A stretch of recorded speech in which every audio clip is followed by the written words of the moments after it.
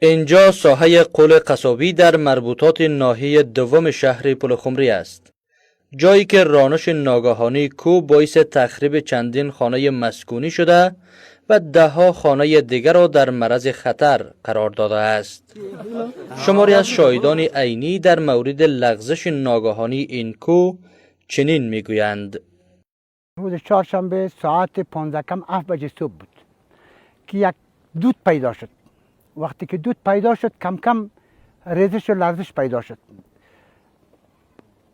مردم هم سر خود کشیدن دیگه، کل زندگی در خانه در خانه موندن و تا ساعت 8:30 بجه بسیار ریزش و لرزش زیاد شد و مقصد واقع رخ داد. چند روز پیش کمتر خود جدا کرده بود، درس کرد. یک روز چهارشنبه ساعت 7 بجه یک کمی دود بالا شد. فقط همین کو آمد 3 خانه را بیخی دیگه از کار انداخت، دیگه کلش خراب شد. یک 8-9 خانه دیگه در خطر از فعلا دیگه هر خانه شاید در 5 لک و 10 لک در خساره رسیده باشه. با این حال برخی از باشندگان محل با نگرانی از این وضعیت میگویند اگر از سوی مسئولان محلی در بخش رسیدگی به این مشکل توجه جدی صورت نگیرد، دهها خانه به علت رانش دوباره احتمالی این کو در معرض خطر قرار دارند. بعد از دودی که پیدا میشه ساعت 7 بجه صبح بوده که کو در حالت لرزش حرکت شروع میکنه. ما قبلا که پیش از کو حرکت کنه خانه‌های مسکونی را دیگه کود داده بودیم زیر تهدیدی که بود. مکمل از نزدیک خودتان مشاهده میکنین که خانه‌ها مکمل تخریب شده دیگه، مال مردم کل زیر کو شده دیگه. تشکر میکنم از جناب رئیس صاحب اقتصاد ولایت بغلان چون امرای ما مردم همدردی کردن، آمدن از احوال مردم پرسیدن، پرسان کردن.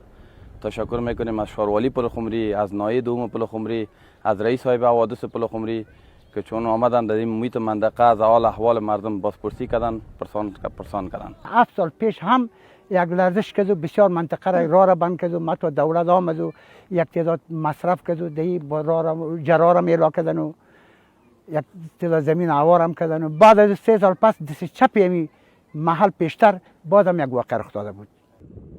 از سوی دیگر شماری از باشندگان محل میگویند که از مدتها پیش نشانه‌های چون شکاف و لغزش در بدنه کو مشاهده میشد، اما هیچ اقدام پیشگیرانه از سوی حکومت و نهادهای مسئول روی دست گرفته نشد و حالا همه خانه‌ها در اطراف این کو در معرض خطر قرار دارند.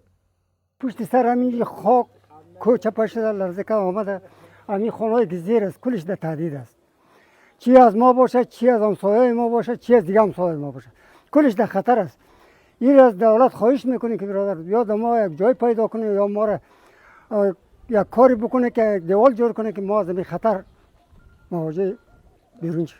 چند روز پیش کمتر خود جدا کرده بود، درس کرد. یک روز چهارشنبه ساعت 7 بجه یک کمی دود بالا شد. فقط همین کو آمد 3 خانه را بیخی دیگه از کار انداخت، دیگه کلش خراب شد.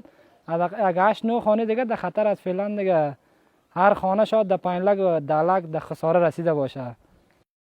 این در حال است که در نبود تدابیر پیشگیرانه و بررسی‌های دقیق زمین‌شناختی احتمال می رود باشندگان این منطقه همچنان در معرض خطر باقی بمانند. باشندگان این محل چشم به راه اقدام فوری از سوی حکومت و نهادهای مسئول هستند.